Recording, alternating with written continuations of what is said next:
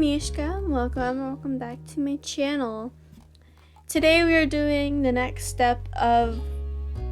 Oh geez, I said step. I meant moment. I'm sorry. We're doing the next moment of step 1.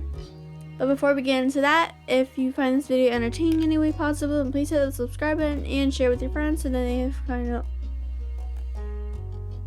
my amazing channel just like you have right now. So yeah, let's just get into it. Sandcastle. Okay. Ooh, I like that. I'm gonna put that as my desktop background. Oh my gosh. Okay. 𝐸 wasn't able to do many things that summer. When you, him, and Shiloh sat out on the shoreline one bright morning, you could tell he wanted to be in the water. But there was no way he'd be swimming anytime soon. Not with his cast. Oh my gosh. I'm sorry if you guys hear something outside my house. There's someone on like a motorcycle or something going up and down my street and it's so loud. I'm sorry. The wave splashed a single shell to the shore, glittering blue, another reminder of the places he couldn't go. From what you'd heard about 𝐸's old life so far in tiny pieces and fragments, you could tell that he'd do anything to be able to get the cast off. Like make a pact with a witch or something, just to get it off his arm. You thought about how his summer last year must have totally been different from this, with his old home and his mom and dad. But now he was here with you and Shiloh and Lizzie and everyone else, and you couldn't even go in the sea. This town wasn't bad. It had all your favorite things in it, but sitting there on the same beach you'd grown up on, you could understand that not everyone else felt the same way about Sunset Bird as you did. You watched him quietly from the corner of your eye, and he finally said aloud what you'd have been pondering. I wish I could go in. The water? Yeah. Oh, I'm sorry. You're gonna be able to do it soon. 𝐸 only sighed in response. Apparently soon enough wasn't soon enough. It's so pretty, the ocean. And huge. There could be anything out there, like mermaids. Yeah. I'm fine here on land. Alright. Obviously not interested in hearing more of your input on the situation, 𝐸 turned back to the water. But as he looked away, something about Shiloh's slow, careful movements caught his eye. Hey, are you building a sandcastle? Sort of. I was only playing around while you were talking. I'm listening. Maybe I could too. I've only made big piles before. It's really nothing special. I'm sure you'll be good at it right away. Well, how do you do it then? Shiloh's cheeks lit up. You could tell he was a little bit uncomfortable to have 𝐸's expectant stare on him. I'll play too.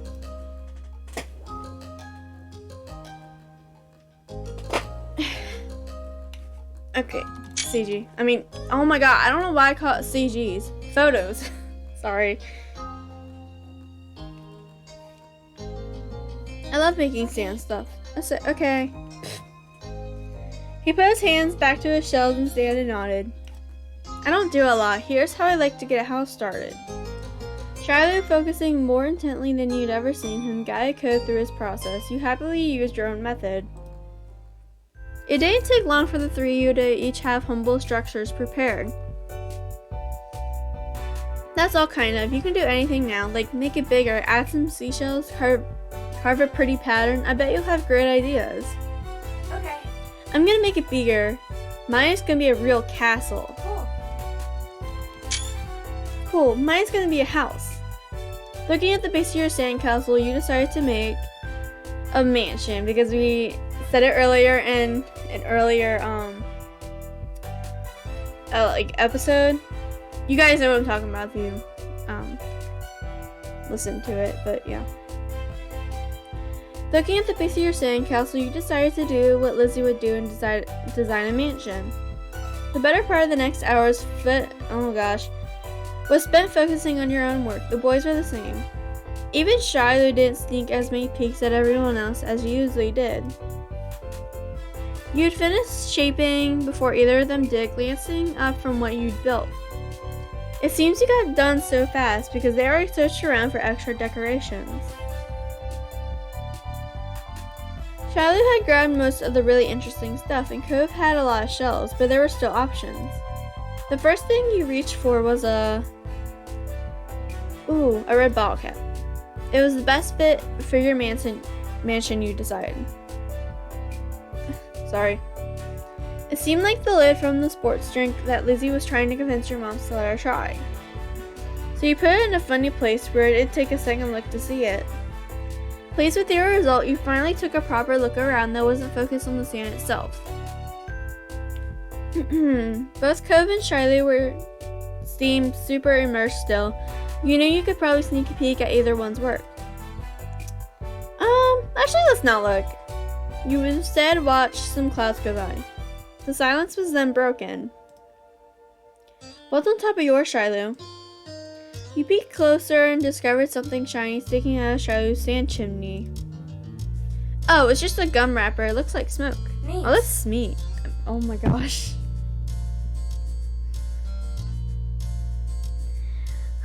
I just repeated what the character said. I meant to say smart. Oh my god, I feel so stupid. It's good, that's smart. Yeah, I didn't think of that. You really know a lot about this. Shiloh smiled without a word. And that was that for the current topic. Mina, can I see what you did? Sure. He scooted just a bit nearer and began surveying your work. All you really knew about mansions was that they were supposed to be big, so you'd gone really big. It was the size of the country club that Lizzie played golf at, compared to Cove and Shiloh's buildings, probably even bigger. Shiloh quickly decided to join in the new conversation. Hey Mina, what did you do? This is my mansion. Cove scowled for a minute. Apparently the anger was actually still there after his argument with Lizzie more than a week ago. Oh geez. It looks great. Your house is so big. Thanks. You're welcome. I don't think that's the same as a house. Huh? Is being a house bad? No. No, but we each made our own place. Nobody's the same. I think we are. Cove raised an eyebrow at that. If something is the only one at that thing that makes it special. Yeah, for sandcastles and stuff. People too. My dad says how everybody's their own man, a real individual. I don't think I'm very special. Why? Why not? Nobody else is you. Shiloh simply shook his head. I'm not different. A beat passed between the two. Cove then looked down at his own work again. Okay. He didn't seem to be bothered leaving the disagreement hanging there. Cove had other things on his mind. My dad tried to get me to make sandcastles the first time we came to this beach. I didn't want to. Cove trailed off again. There was another moment of silence.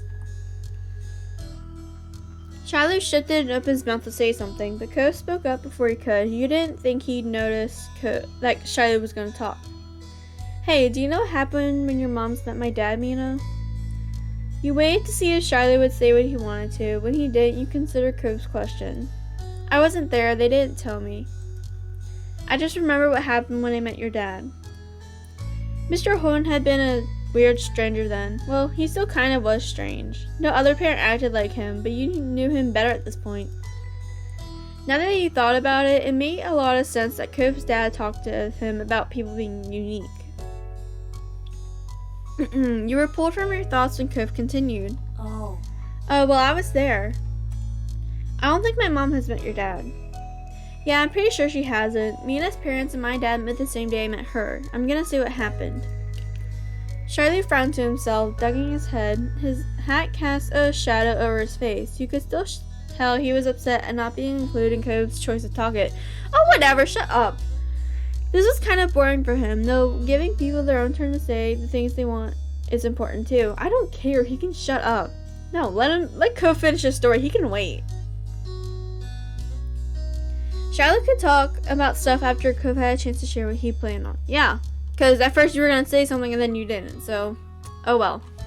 When we moved here, we didn't bring a lot of things with us, only stuff that fit in Dad's car. We didn't even get a moving truck. I sat in there while Dad brought it all inside. I I didn't want to get out because I knew Dad would make me look around the new house. I really didn't want to do that. His lips twisted in a frown as he recalled that. Then I saw your moms. They were in a car too and stopped at your house. I guess they were coming back from somewhere or something. My dad noticed. He waved his hand and went over to the front of your house where he started talking to them. I don't know what they said. I couldn't hear it. But he couldn't see me anymore since he was looking the other way. So I opened the car door and left. I wanted to get away and went behind the houses. I found the hills there, the ones where we met for the first time. Cove nodded and stared at you. You stared back. He didn't go on to say anything more. Are you gonna finish your story? Cove's brow wrinkled, like he didn't understand why you were surprised. Huh? That's all that happened. Thanks for telling me. That was a bad story, but like, it's fine. You're welcome. Even if not much happened, you weren't gonna complain about knowing the story. Oop. Charlie's mouth twisted into a scowl of disbelief, but he said nothing. Oh, whatever. Why'd you bring that up anyway? There was a slight shrug of Cove's shoulders. Well, I was thinking about because of the sandcastle. It made me remember when I moved to here. Dad showed me the beach first before we went back to the car to unpack. He was really excited about it for some reason. Cove's brows furrowed a little more as he quietly raked his hands through the sand. I get it. You thought maybe Mr. Holm wasn't that excited about the beach and was hoping... Oh geez. It was instead hoping Cove might be. But the line of conversation had come to its end. Even Cove was done with it. Some other target had popped into his head. 𝐍𝐸, fidgeting uncomfortably in the sand, had made Cove aware of his presence again. They looked at each other and you could only wonder what this might be about. Hey 𝐍𝐸. Yeah? Why are you always turning so red even when nothing is happening? Oh geez, you probably shouldn't have asked that. Clearly startled, he jerked back. Neither you or 𝐍𝐸 had expected that to be how he got included in the situation. In the conversation again. I don't know, I guess. Okay, it's kind of weird. That is so rude! 𝐍𝐸's eyes were wide with embarrassment and his lips twitched, and he was blushing even harder than before. Maybe it wasn't only this. Perhaps it was simply the last straw. But it was a big deal to 𝐍𝐸, a huge deal. He didn't just look sad. He seemed almost panicked. What? You weren't sure if he was about to cry or run away or what, but you soon got an answer. Why do you wear glasses? Most kids don't wear glasses, and nobody's named Cove. who asked you to come? Who asked you to come? It was probably just your dad bugging Mina's family some more because you don't have anyone else who will ever play with you. Oh! Oh my gosh, 𝐍𝐸. Cove blinked. Oh my god. 𝐍𝐸 just popped off. Oh my god. Oh wow. Okay. Okay, geez. Did not expect that. Whew. The tension on the beach was suddenly uncomfortable in a way you didn't know how to laugh off. It didn't seem like the kind of thing he'd get upset about, though you hadn't ever known what kind of thing would bother 𝐍𝐸. I'm sorry. Me too. I was just wondering. Are we gonna build some more? You want to keep building sandcastles? Yeah. Yeah, okay. Cove glanced at 𝐍𝐸, whose smile hadn't returned to full power, then at you. Alright. What a relief, you were glad it was settled. You all went back to making more sand buildings, but the whole mood had changed. 𝐍𝐸's cheeriness was clearly gone, and Cove looked as confused as ever about why the other boy had blown up. The air stayed uncomfortable the rest of the afternoon, right up to the moment that 𝐍𝐸's mom appeared at the beach to take him home. Geez, at least you tried to do something to resolve it, though, and it seemed like it helped. Even though 𝐍𝐸's smile when he said goodbye to Cove wavered, it stayed as bright as ever for you. That had to count for something. But with 𝐍𝐸 gone, the sun going down, you knew it was time for you and Cove to head to your own houses. The two of you trailed out of the park together toward the neighborhood. The walk home was quiet. You passed by familiar landmarks, shoes thumping against the sidewalk in near perfect unison. 𝐕𝐤 was clearly caught up in thinking about something. Ask him what he's thinking. Something was definitely up, so you chose to reach out to him and ask. Hey 𝐕𝐤, is everything okay? You're making a funny face. Oh, I was just wondering. 𝐕𝐤 fell silent again for a few more seconds, then sighed. Why'd Shiloh act like that when I said he was all red a lot? You were being rude to him? No, I wasn't. Yes, you were. It looked like that to me. And it wasn't just saying that one thing. You're not very nice to Shiloh. I didn't mean it like that. Shiloh's kind of weird to talk to. See, that's kind of rude. I guess I can get it. Why he would do that. Sometimes I get really mad too. Despite seemingly coming to a conclusion, 𝐕𝐤's mood was still sour, sorry. Hey, Mina, was Shiloh telling the truth? Huh? His gaze left yours as he dug the sole of his shoe onto the ground. He looked oddly vulnerable for a second. Does my dad make you hang out with me? I know he talks to your moms about that a lot. An uncomfortable weight settled in your chest at the question. You like spending time with 𝐕𝐤. You didn't even have to think hard about it. You knew you did.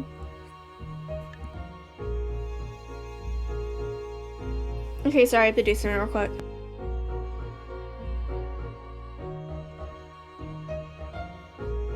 Okay, I'm back. But you couldn't help feeling guilty. 𝐕𝐤 still didn't know what happened when you met Mr. Holden. Your dad does do stuff so you hang out with my family, but Shiloh shouldn't have said that. Because that's true, he does do stuff. 𝐕𝐤's shoulders relaxed. You hadn't even noticed that he had tensed up. Yeah, that's what I thought too. Anyway, I didn't think you were pretending. I just wanted to make sure it was okay is all. thanks. Aww. Thanks for telling me. You're welcome. Your throat tightened. It was hard to meet 𝐕𝐤's earnest gaze again. Keeping secrets was hard. You're welcome. By now, the two of you were on the sidewalk near your houses. It was time to part ways.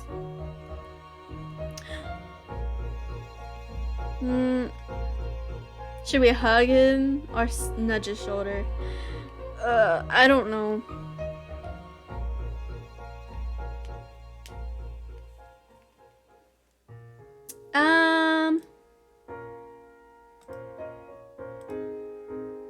Oh wait. Actually, no, do this one. Okay.